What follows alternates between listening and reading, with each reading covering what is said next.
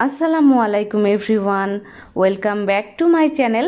আজকে আমি আপনাদেরকে দেখাবো রাঁধুনি রোস্টের মশলা দিয়ে কিভাবে আপনারা খুব সহজেই রোস্টটা বাড়িতে তৈরি করে নেবেন। যারা কখনো রোস্ট রান্না করেননি তারাও আমার রেসিপি ফলো করে খুব সহজেই এই রকম মজার একটা রোস্টের রেসিপি তৈরি করে নিতে পারবেন। এভাবে রোস্ট বানালে বিয়েবাড়ির স্বাদকেও কিন্তু হার মানাবে। আপনারা চাইলে একবার ট্রাই করে দেখতে পারেন, রেসিপিটি খুবই মজার। তো ফার্স্টে আমি এখানে 2টা দেশি মুরগি নিয়েছি আর সামান্য একটু মরিচের গুঁড়া আর লবণ দিয়ে চিকেনটা আমি কিছুক্ষণ মেখে রেখেছি। এবার চুলা অন করে 1/2 কাপ পরিমাণ তেল দিয়ে দিলাম। তেল গরম হয়ে আসলে আমি একে একে মুরগির পিসগুলো দিয়ে দিচ্ছি। এবার আমি এক পাশ গোল্ডেন কালার হয়ে গেলে উল্টিয়ে দিব। তো এই রোস্ট ভাজার সময় অবশ্যই খেয়াল করবেন অনেক বেশি যেন ডিপ ফ্রাই না হয়, হালকা একটু গোল্ডেন কালার হয়ে গেলেই কিন্তু তুলে নিতে হবে। তো দেখুন আমি গোল্ডেন কালার করে কিন্তু ভেজে নিয়েছি। এর থেকে কিন্তু বেশি আমরা আর ভাজবো না, অনেক বেশি ভাজলে কিন্তু রোস্টটা খেতে ড্রাই হয়। তো এইরকমভাবেই কিন্তু ভেজে নিতে হবে, এতে করে রোস্টটা খেতে বেশি মজা লাগবে। তো সবগুলো আমি একইভাবে ভেজে নিচ্ছি। তো দেখুন সবগুলো আমি ভেজে নিয়েছি। এবার রোস্ট ভাজার তেলটা দিয়ে দিলাম একটা বড় ফ্রাই প্যানে, আরও কিছুটা তেল অ্যাড করছি। এবার দিয়ে দিলাম কিছুটা গরম মশলা, এলাচ, দারচিনি, লবঙ্গ এবং 1/2 কাপ পরিমাণ পেঁয়াজ কুচি। আমরা যেহেতু রেডি মিক্সড মশলা দিয়ে রান্না করব, তো অনেক বেশি মশলা কিন্তু এখানে লাগবে না, অল্প মশলাতেই কিন্তু হয়ে যাবে। তো পেঁয়াজটা ভাজা হতে থাক, এখানে আমি একটা মশলা তৈরি করে নিচ্ছি। এখানে নিয়ে নিলাম 3টা পেঁয়াজ কুচি, আর এখানে কাজু এবং কাঠবাদাম আমি একসাথে ভিজিয়ে রেখেছিলাম, এটা আমি খুব ভালোভাবে পেস্ট করে নিব। তো দেখুন পেস্টটা তৈরি করে নিয়েছি। এবার আমি এই পেস্টটা দিয়ে দিব এই পেঁয়াজের মধ্যেই, আর ব্লেন্ডারটা ধুয়েও অল্প একটু পানি দিয়ে দিলাম। দিয়ে দিচ্ছে আদা বাটা, রসুন বাটা, জিরা বাটা, ধনিয়া গুঁড়া, লাল মরিচের গুঁড়া, সব কিছুই 1 টেবিল চামচ করে আমি এখানে দিচ্ছি। লবণ দিয়ে দিলাম স্বাদ মতো। তো সব কিছু দেওয়া হয়ে গেলে আমি কিছুক্ষণ কষিয়ে নিব। আর আমি এখানে কাজু বাদাম দিয়েছি এবং কাঠবাদাম দিয়েছি, আপনি চাইলে যে কোনো ধরনের বাদাম বাটা দিয়ে রোস্টটা তৈরি করতে পারেন। মশলাটা কষানো হয়ে গেলে দিয়ে দিব 4 টেবিল চামচ পরিমাণ টক দই অথবা 1/2 কাপ পরিমাণ টক দই। অবশ্যই রোস্ট রান্নার ক্ষেত্রে টক দইটা আপনারা দিবেন।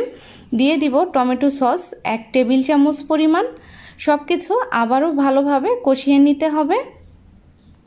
তো দেখুন খুব সুন্দর করে কিন্তু আমি কষিয়ে নিচ্ছি, আর এই পর্যায়ে চুলাটা কিন্তু হাই হিটেই রেখেছি। আর এবার দিয়ে দিব 1 টেবিল চামচ পরিমাণ কেওড়া জল। দিয়ে দিচ্ছি রোস্টের মশলা, এখানে 3 টেবিল চামচ পরিমাণ আমি রোস্টের মশলা দিয়ে দিলাম। যেহেতু আমি আজকে 2টা মুরগি দিয়ে রান্না করব, তো 3 টেবিল চামচ পরিমাণ রোস্টের মশলা দিলেই হবে।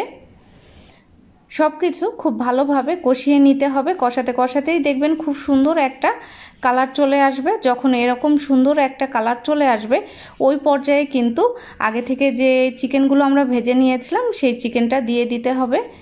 এবার আমি খুব ভালোভাবে নেড়েচেড়ে কিছুক্ষণ কষিয়ে নিব।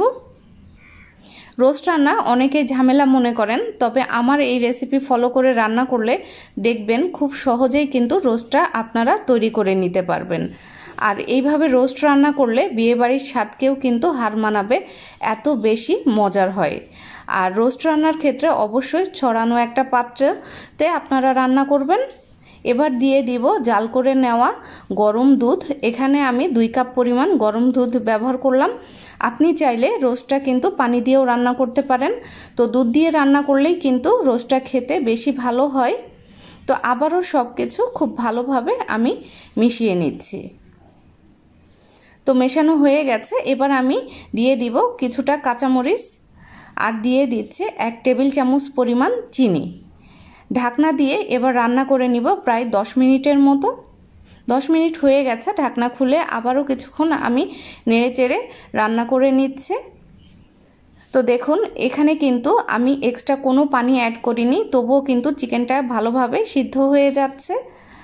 তো সব কিছু খুব ভালোভাবে নেড়েচেড়ে আবারও কিছুক্ষণ রান্না করলাম। এবার দিয়ে দিব আলু বখারা এবং কিশমিশ। দিয়ে দিচ্ছি 1/2 কাপ পরিমাণ পেঁয়াজের বেরেস্তা। 2 টেবিল চামচ পরিমাণ দিয়ে দিব ঘি।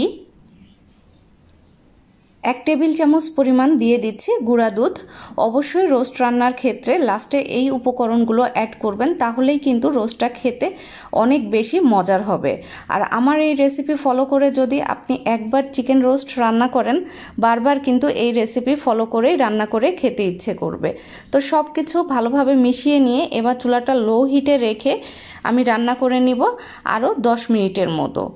10 মিনিট হয়ে গেছে, আমি চুলা বন্ধ করে দিয়েছি। আর দেখুন রোস্টের ফাইনাল লুকটা কেমন হয়েছে। এই রোস্টটা কিন্তু সার্ভ করার জন্য এখন একদমই রেডি। এটা সাদা পোলাওয়ের সাথে খেতে ভীষণ মজার, আর গ্রেভিটাও দেখতে পাচ্ছেন কতটা ইয়াম্মি হয়েছে। আশা করব আমার রেসিপি আপনাদের কাছে ভালো লেগেছে। আপনারা একবার হলেও ট্রাই করে দেখবেন, সবার ভালো লাগবে। আল্লাহ হাফেজ।